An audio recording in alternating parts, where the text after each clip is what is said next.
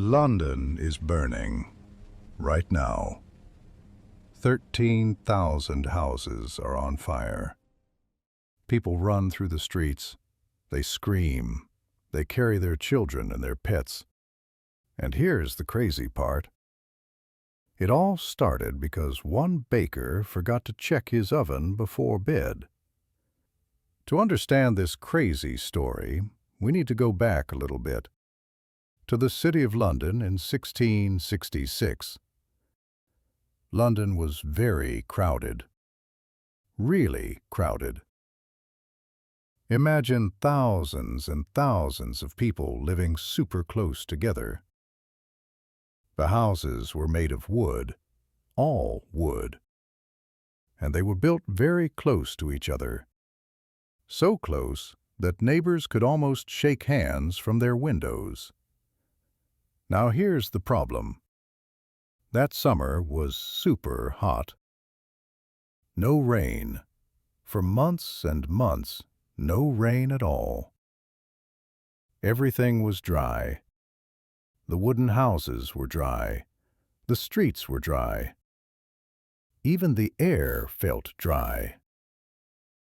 London was basically a giant pile of matches waiting for a spark. And there was fire everywhere in the city. People cooked their food with fire. They heated their homes with fire. Bakers used big ovens with fire. Candle makers worked with fire. Every house had fire inside it every single day. This was normal. But when you mix dry wood, hot weather, and fire everywhere, you get a big problem. A very big problem. London was a disaster waiting to happen. And on September 2nd, 1666, it finally did. September 2nd, 1666, nighttime. A baker named Thomas Farriner finishes his work. Thomas owns a bakery on Pudding Lane. A bakery is a place where people make bread. He bakes bread for the king's ships. Important job. He uses a big oven. A very big oven with a very hot fire inside. Thomas is tired. Very tired. He wants to sleep. So he goes to bed. But here's the problem. He forgets to put out the fire in his oven. He just leaves it burning. Oops. At 1 o'clock in the morning, something goes wrong. The oven fire gets bigger. It spreads to the wooden walls. Soon the whole bakery is on fire. Thomas wakes up. Smoke everywhere. Flames everywhere. He shouts to his family, "Wake up! Wake up! The house is burning!" They run upstairs. The stairs are already burning. They cannot go down. So they do something crazy. They climb out of a window. Then they jump to the next house, the roof of the next house. It's dangerous, but they make it. Thomas, his wife, his daughter, all safe.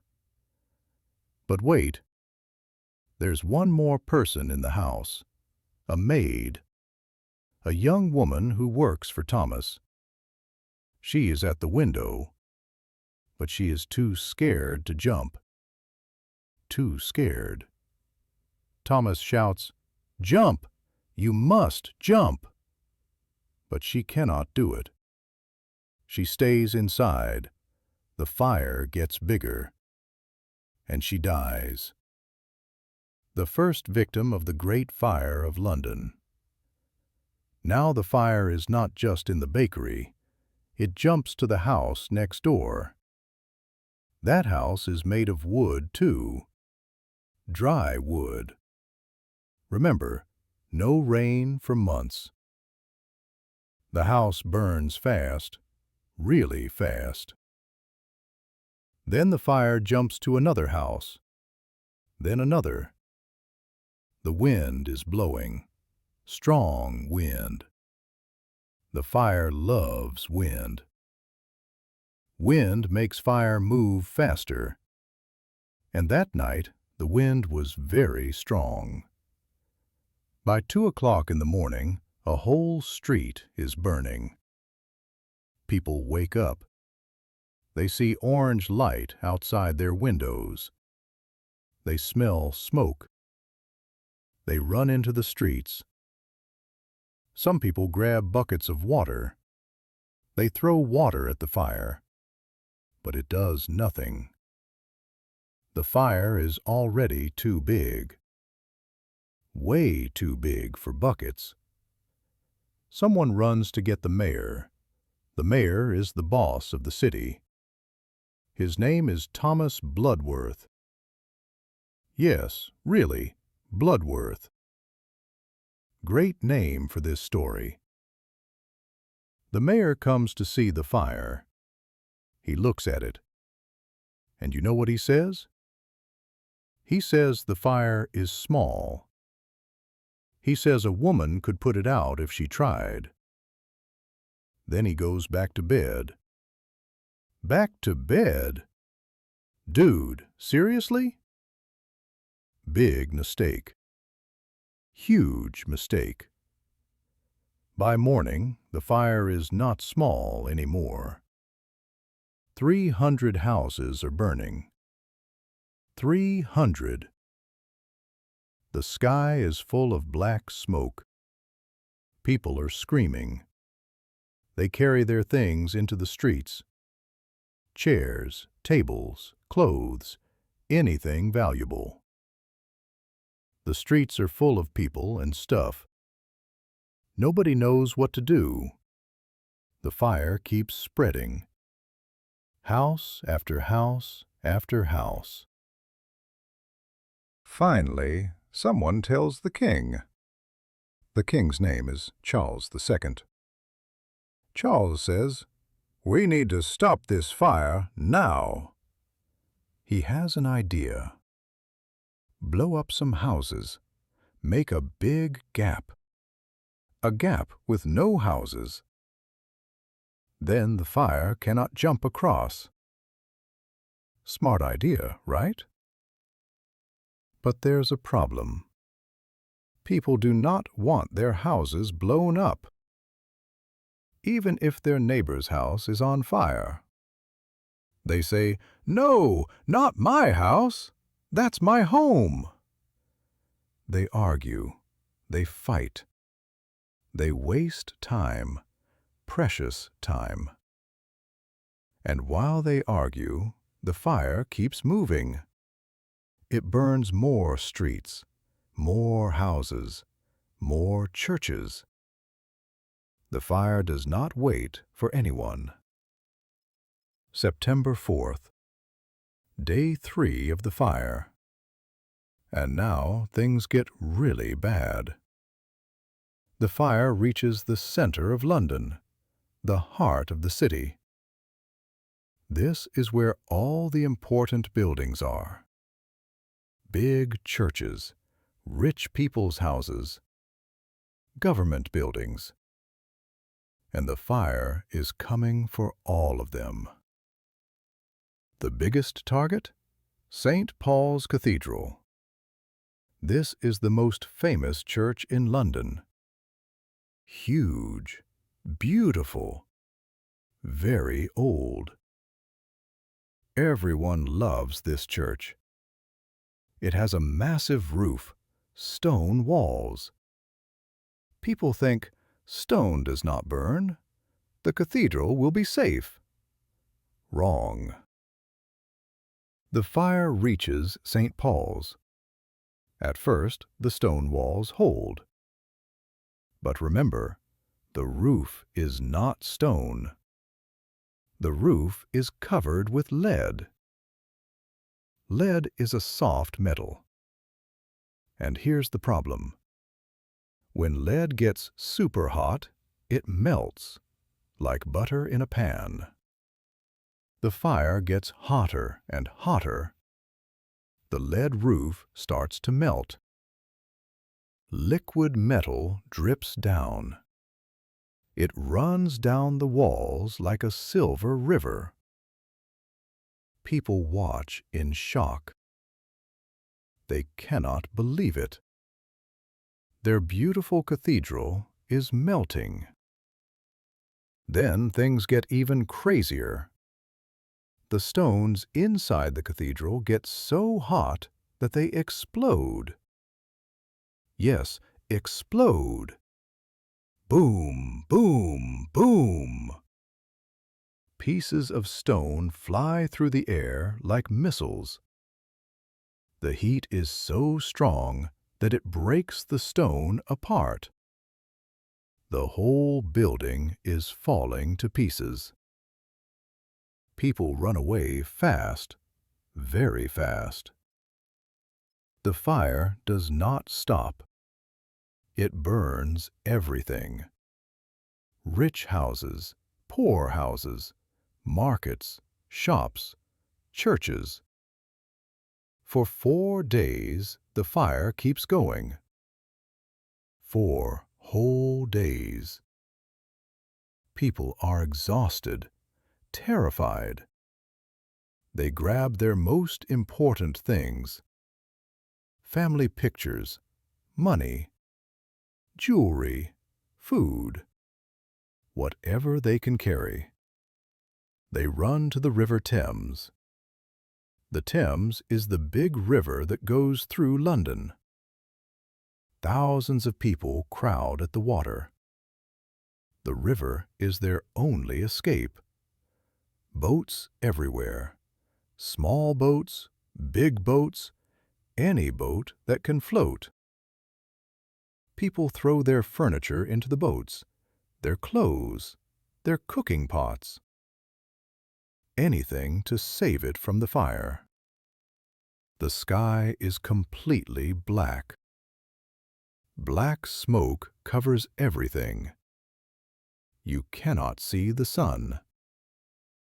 At night, the sky glows red. Bright red, like hell. People 30 miles away from London can see the red sky. 30 miles. They look at the horizon and think, what is happening over there? Inside the city, the heat is unbelievable. The air burns your throat when you breathe. Your eyes water from the smoke. Ash falls from the sky like snow. Gray ash everywhere. On your hair, on your clothes, on the ground. Everything is covered in ash. And the fire just keeps burning. Day and night. Night and day. It feels like it will never stop. It feels like the whole world is ending. Finally, on September 6th, something changes. The wind stops. Just stops. No more wind to push the fire forward. And without wind, the fire starts to die. Slowly, very slowly. It burns itself out. People look around. The fire is gone. But so is their city. 13,000 houses gone. Turned into ash and smoke. 87 churches destroyed. The beautiful St. Paul's Cathedral? A pile of melted metal and broken stones. The city looks like a war zone. But here's the strange part. Only 6 people officially died. 6 out of hundreds of thousands of people. How is that possible? Well, most people had time to run. They escaped to the river. They left the city. Yes, they lost their homes. They lost everything they owned. But they survived. Thomas Fariner survived too. Remember him? The baker who forgot to turn off his oven. Yeah, that guy. He lived through the fire. His bakery was gone, obviously, but he was alive. People were not happy with him, not happy at all. He said it was not his fault. He said the fire started somewhere else. But nobody believed him. Poor Thomas. One mistake, and he became the most hated man in London. So what happened next? London needed to rebuild, and the king had an idea, a smart idea this time. He said, "No more wooden houses, never again. From now on, all new buildings must be made of stone or brick, strong materials. Materials that do not burn easily." And that's exactly what they did.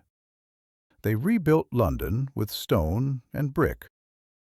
Wider streets, too, so fires could not jump from house to house. They made new rules about how to build safely. Better ovens, better chimneys, more fire safety everywhere. The funny thing is that one baker's terrible mistake actually made London safer forever. The Great Fire destroyed the old, dangerous city, and from the ashes came a new London, a stronger London, a city that learned its lesson the hard way. So next time you're in London, walking past those old brick buildings, remember, they exist because one guy forgot to check his oven before bed. History is weird like that.